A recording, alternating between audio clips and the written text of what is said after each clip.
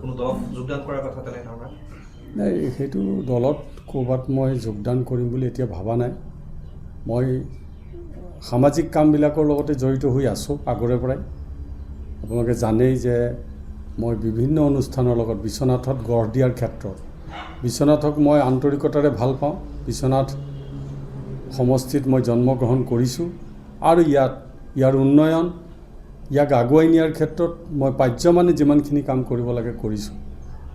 মোৰ সীমিত ক্ষমতাৰে মই দুবাৰ ইয়াত 92 চন আৰু 2009 চনত নগৰ কমিটি হৈ থকা সময়ত মই ইয়াত চেয়াৰমেন আছিলোঁ আৰু 2011 চনত মই পৌৰপতি হৈছোঁ। 9 চনত মই নিৰ্বাচিত হৈ আহিছোঁ।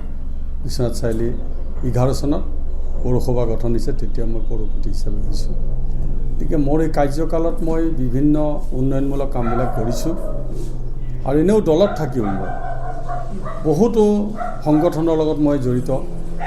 যেনেকৈ আমাৰ সদৌ অসম সূৰ্য বৰা সৰ্ণিকাংকন প্ৰতিযোগিতা সমিতিত মই আগতেও 4বাৰ সভাপতিৰ দায়িত্ব লৈছোঁ। এইবাৰো মই আকৌ সভাপতি হৈছোঁ।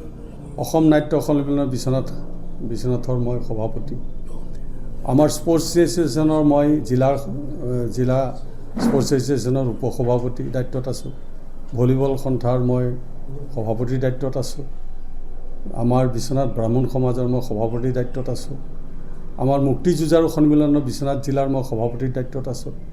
এইবিলাক কাম কৰি পেলাই মই আহৰি উলিয়াই পেলাই আকৌ দলক নিষ্ঠাৰে কাম কৰিবৰ কাৰণে সময় দিব নোৱাৰোঁ এতিয়া।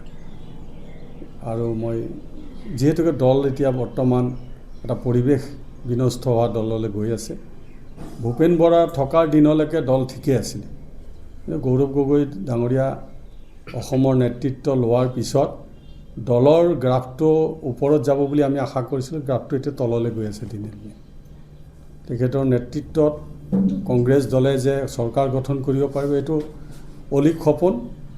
এতিয়া এটা ফ্ৰেণ্ডছ ক্লাবে এই দলটো চলাই আছে। তেখেতৰ ফ্ৰেণ্ডছ ক্লাবটোৱে চলাই আছে।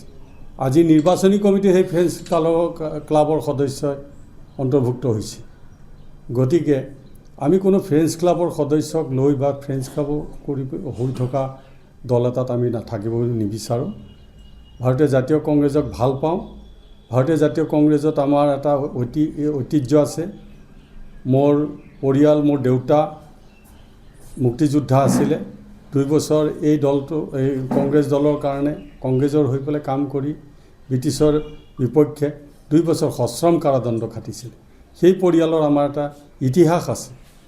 গতিকে এতিয়া দলৰ যি বিশৃংখলতা হৈছে, বিশৃংখলতাৰ মাজত সোমাই আমি কাম কৰিব নোৱাৰোঁ বুলি ভাবিছোঁ। পৰিৱেশ নাই কাম কৰা।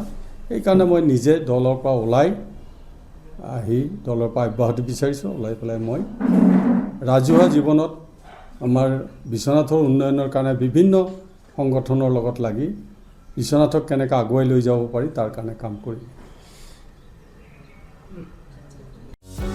যিকোনো খবৰৰ বাবে যোগাযোগ কৰক আমাৰ এই নম্বৰত 9181 307 221।